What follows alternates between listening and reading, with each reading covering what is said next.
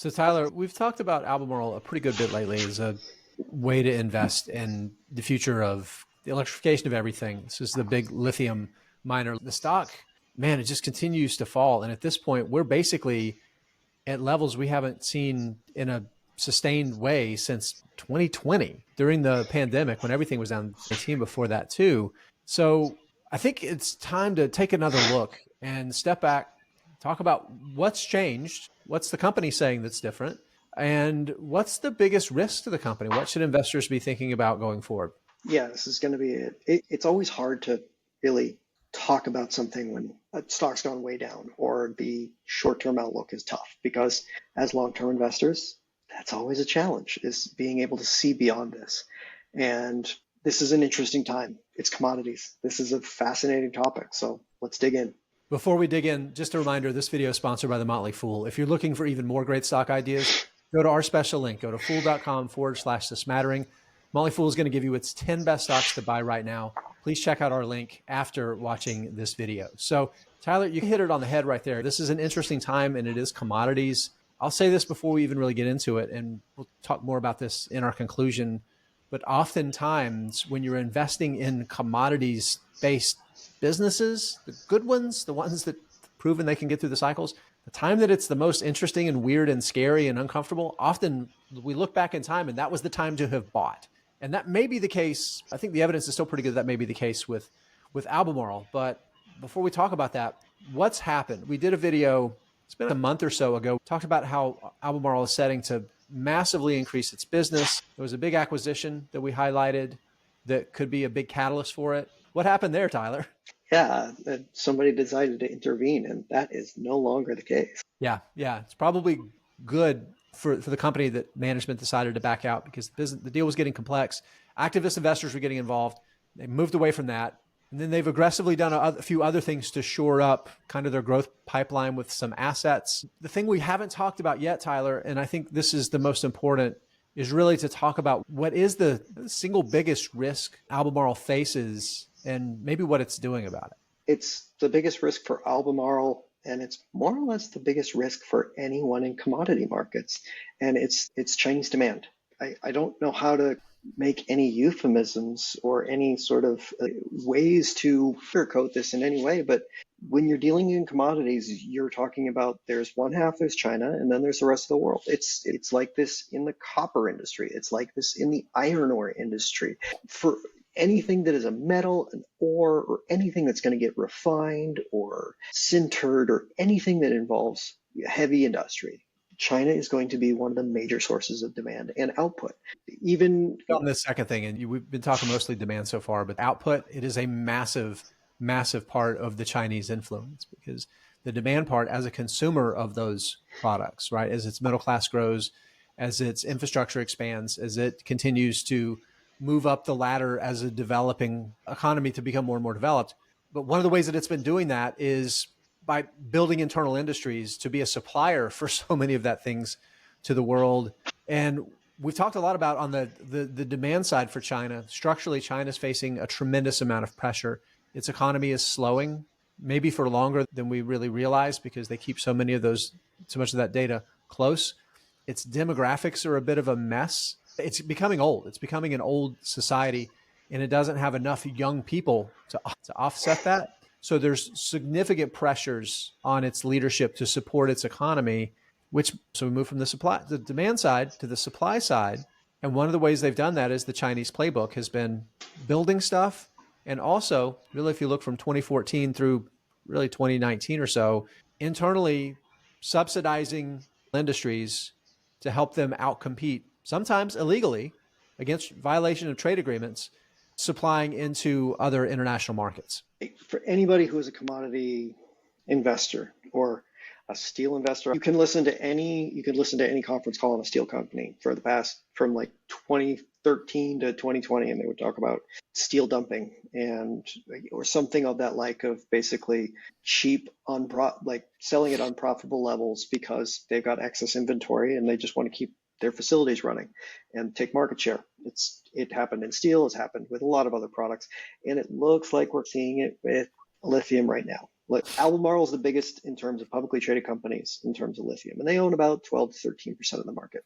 Chinese companies that operate in lithium own about 60% of global supply. And so when it comes to what the supply and demand wants to happen, it's probably going to run through China. And we're seeing this right now. We talked in a previous video where Chinese demand for lithium and e-batteries has been going down because there's a lot of inventory of electric vehicles in China. There have been recent whispers in the European Union talking about invoking similar anti-dumping policies in Europe related to Chinese EVs based on saying that they're selling them unprofitably here just to dump. We're seeing a lot of the same playbook in EVs and lithium that we have seen unveil in a lot of other commodity markets.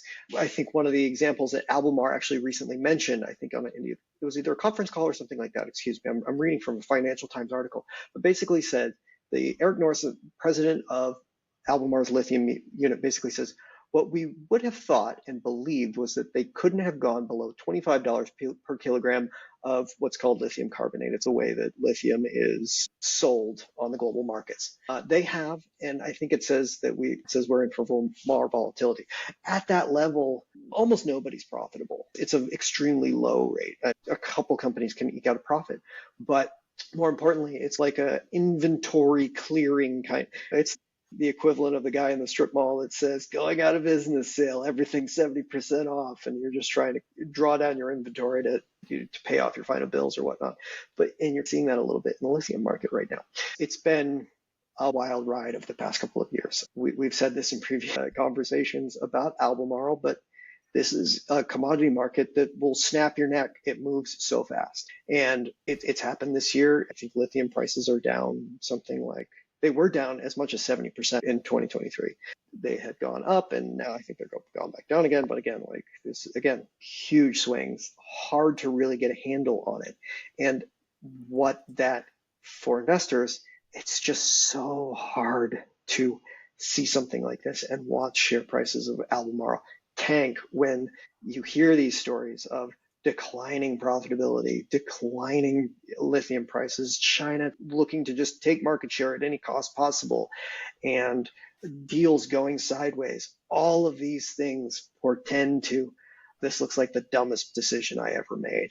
And for investors, that's really hard to see through, especially in long-term demands. So I think for a company like Albemarle, we're not talking about this as an existential risk. The bigger risk is the company's forced to compete with prices that substantially undercut the profits that management has been forecasting that the business would earn. And I think the reason that's a consideration that investors need to have is, I want to bring up a slide here. We need to talk about the long term here. So one thing that even as this has played out in recent months, the companies, this is their most recent presentation that came out this week, came out November 7th. They're essentially unchanged on their anticipated growth in demand for lithium globally. They're expecting it to 5x from 2018, I believe, is when looking at the 5x from. So massive global growth. The challenge, Tyler, I think, and this is where that risk comes in, that threat comes in, is if the company has to fight more on price and continue to cut costs more aggressively, it has less resources to spend to acquire a portion of that global growth. And I think that's the biggest threat to undermining the potential for the business is that. So thinking about it from that perspective, where do you view Albemarle right now, the stock, thinking about the near term? Again, we know it's uncertain, but thinking about the long term, is this feeling less like an opportunity to buy to you? The best way for me to put this is there was a lot of very ambitious growth built into the stock price of Albemarle previously. To be honest, when the stock goes down, sometimes I'm a little bit more encouraged just because it tends to be cheaper. And like you said, this isn't necessarily an existential threat. It's not Albemarle's balance sheet is levered to the nose. It's not a business that is just hemorrhaging cash. Management seems to be putting a more responsible capital plan in place that's going to allow them to invest in the business and at a minimum maintain and probably grow some market share without overly compromising its balance sheet. So I think all of those things together would say it's a cyclical business that is going to hurt a lot. Cyclical industry, secular trends, sometimes they work in concert, sometimes they work against each other. Right now they're against each other, and at least in my opinion, it makes it more attractive now as much as it hurts. But that's commodity markets. It works when it hurts. The Liontown deal that fell apart. The fact that management chose to walk away from that deal instead of getting more aggressive and maybe raising their offer, to me, that's a positive. That's a positive because they see what's happening with China, concerned about the bottom end, right? You got to watch the floor as much as the ceiling in these kind of businesses. So they were not willing to go above the price that they had agreed to pay already. And they were ready to walk away before they were levering up their balance sheet more and putting themselves in a position where they were going to buy an asset that they would have to realize better prices to cover to get a return. They said, no, we're going to walk away. And to me, that's reassuring in terms of thinking about management. Yeah, I think this is getting really attractive.